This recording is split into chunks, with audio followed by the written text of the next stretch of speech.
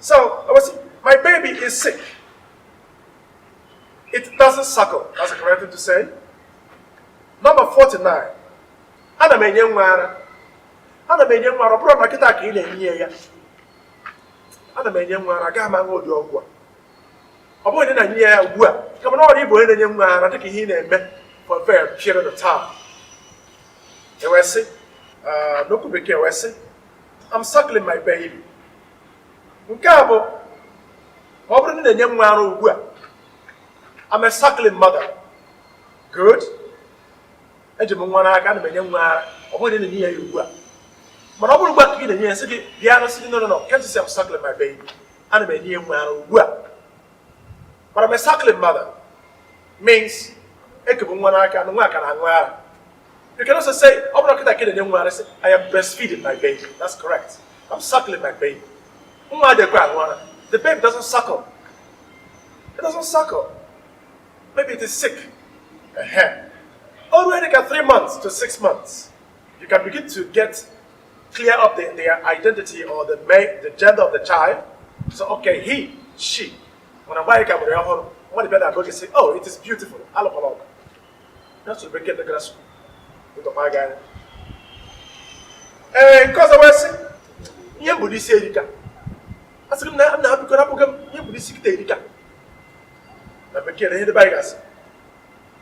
what I have in my head is too much. That's stupid. What I have in my head is too much. I am a boy, Mawajoy.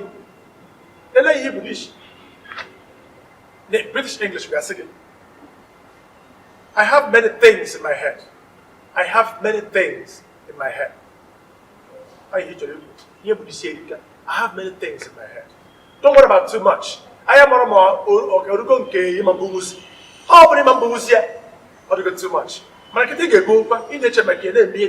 But I have many things to do. Just like saying, I have many things in my head. It's way to I have many things to do. I have a lot in my head. I have a lot to do. Better. I have a lot to do. That's what it should be. I have many things in my head. Just sort of I have a lot to do. That should be the right way to say. I have a lot to do. I have so much on my mind. On my mind. Get when something is on your mind, on our body, when something is in your mind, you are looking not to forget. You will remember. Idimat, I have in mind to call me later. Remember to call me later. Look at something on your mind. When you check something on your mind, nothing worries you. So whenever anything worries you, nothing is on your mind. But when something is in your mind, you have to remember. I have in mind to call you later. Oh, I had in mind to call you yesterday. I have you in mind. I can do it like Chief Beg. But it's something is on my mind. Oh, we've been a bottom. Good. I'm a man. Am I not? Mba. Oh, here guys. I'm a man. Am I not? I'm a man. Where's am? They get the you see, I am. Abo. From I am, guess what they am.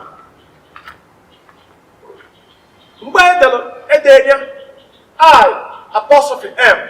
Am. I am. But I am sorry.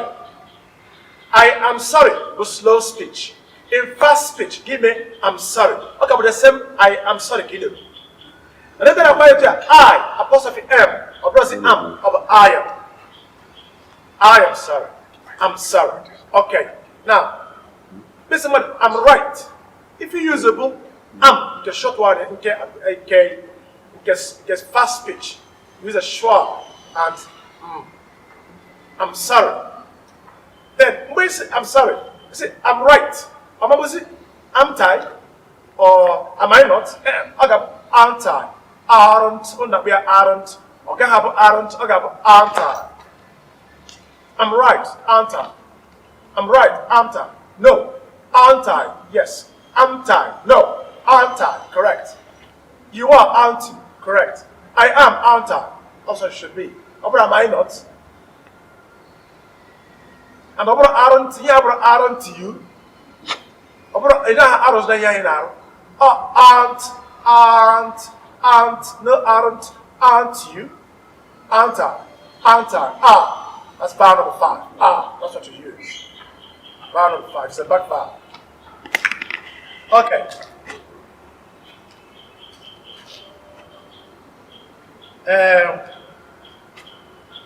Okay, number 52. Where see? So, I never get in the Gadroya. I'm a non assess.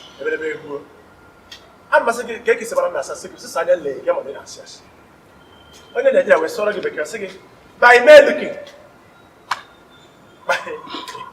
Get his man hours, it's by me looking. By me, one of the man, one man, one. As I get what January, February, March, May, Egypt. On the way that I'm May looking. You have on May, on May, on May, in June, in July, in August, in October, in September, October, November, December. So, I keep one guy, but I count mere, M-E-R-E, mere. So, by mere looking, look at that. You put on mere correctly, but look at that looking. By mere looking what? See, by a mere look, or a mere look at you shows your life. That's what British says here. British says here. A mere look at you shows your life. By merely looking at you, I know your life. Or merely looking at you, I know your life. By mere looking, you would move. By a mere look, correct. Merely looking at you, correct. Merely looking at you, I know your life. By a mere look, I knew you were lying. I knew you were lying. By simply looking at you, by a mere look. Mere means ordinarily or commonly looking at you. By a look. Well, let us say, / decided Nangabia. A top of media. Mrs. Decided Nangabia. I will say, get about Mrs. Decided. I will say, look at the bag of a second. On second thought, I decided to come. That's wrong. On second thought, get the mambia with the first thought. Mr. Charlie has a second thought. Or to give Ruba plural. So that was on second thoughts. That's the correct thing that British English here. On second thoughts. On a second thought, on a second thought, no. On second thought, no. On second thoughts, correct. Okay, we Mississippi says, I can. On second thoughts. Ipresia, opposite, okay, we Mississippi say, on second thoughts. Yes, to give it a listen. You need to see go. Nihina. Onya, Malagona. Image, chair. Kabasia. Mananambus in the Mambia. Mr. Jades, I can guess. When I get, oh, cannot what? Just like Igbo, folk, Jacob, like a dollars. Mother was, Mother, when I said, people, oh, I'm so sorry. My condolence. You could go. How can you get you in the letter, Shima? I want to do long. I want to do, or ask them. A little body up. A letter, Shima. Hey, what are those 11 men now? Who are about to do the Gradia? Give that query. Apparently, I gave a mother when I graduated with Gloria, and you would have had a good go. The lady that you was like, can you resurrect it? Say, oh, I'm so sorry, my condolences. Church, what's that? My condolences. Well, another she won. Or goes and walk or do that. Come on, my condolences. He didn't even get a condolence. But I'm not going to divine. I got a condolence. Condolence visit. How many of condolence visit? I was going to get because she has some actually no use of convenience. And where is that? Show me your convenience. You're not going use like a man. Where? Has some but you're not when you have convenience. On about convenience. And where is your convenience room? Ha! I told me to swallow. Where is your restroom? Good. Where is your bathroom? I got money buy. Give one a bathroom. You have one of the bathroom. Give me a bathroom, I'm going to be through. I got my head in my stroke. And let me know. I'm from background, yeah. Get to the one, I check background. I got a background. Only one way to check background. If we look at the background, not Igbo English. Am I here Igbo English? Okay. And English, and I ask English, so about how to share. I'll come here with the black man, I will touch you, so you say so. You black man, I'm going to guy who go. Hey, the PIF. It's too much about getting around. Give what I put here, Gabata. American was about putting a captain, Macata. I'm American them number 2 account number. This is number 54. I'm American them number 2. Haha. A lot of shaking like to talk. My begin the buyer saying, I used to greet my father and my mother every morning. I used to go there. I used to talk to you. I used to greet you. I don't used to eat beans. You're not speaking. I don't used to talk too much. Neither. I just said no. Neither no. You had a cousin or not about go down ever. But he didn't hear to check the negative on ever. Oh, no, ever, ever. I said neither on ever, neither. Ah! How much we move? Now, pay attention. In your believe they miss. I used to. Okay, USED. D Gadia. I used to. Once you say I used to, you did basically I used to like you. I don't like you anymore. I used to go there. I don't go there anymore. I used to eat beans. I don't eat beans anymore. And I don't eat make a combe. So I usually eat beans. So I eat beans often. It can be often, it can be often sometimes. I usually go there. I greet my father and my mother every morning. I always greet them, or usually greet them, but don't ever say I used to, because it is Messiah. I used to love you. I don't love you anymore. I don't used to talk to people like you. Ha! I don't used to talk to people like you. Especially wine. I'm not sweaty. Especially my ball. I'm surprised if I say, man, I'll tell you, Mama, where's your wash? Okay, when you cannot touch you, so okay, I'll do us, and I get back there.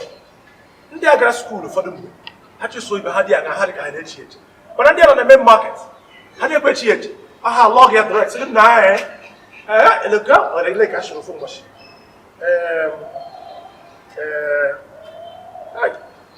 I met you there. How log here? Pretty. You got a Lagos line, and then you look here back. Maybe how you go up one guy. Hey, Chappie, what's up? Say, I said, what's up? Say, what's up? What's up? What's up? What's up? Can you not tell me?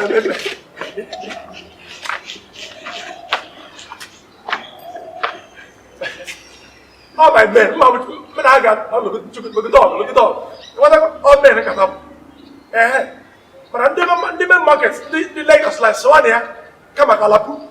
Oh, that child when I watch a pee, I'm gonna have walk. So here. And also, there one day, go to that, I will return.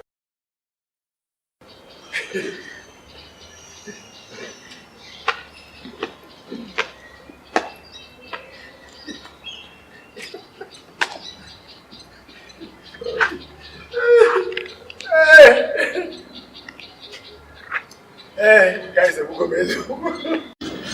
Okay. Then, now, number 50. I said, now we are aqua well at Baba. I said, I like aqua at Baba. Only you was what I say. I don't like shouting color. Aqua because aqua they make, yeah, and I shouted it to go down there. All the two shouting. All the two shouted. I don't go to the market. I don't go shouting. Now what the shouting? All the two shouting. You jump back like, you jump back like there. You shouted. Oh, you didn't buy it again. Now they collect.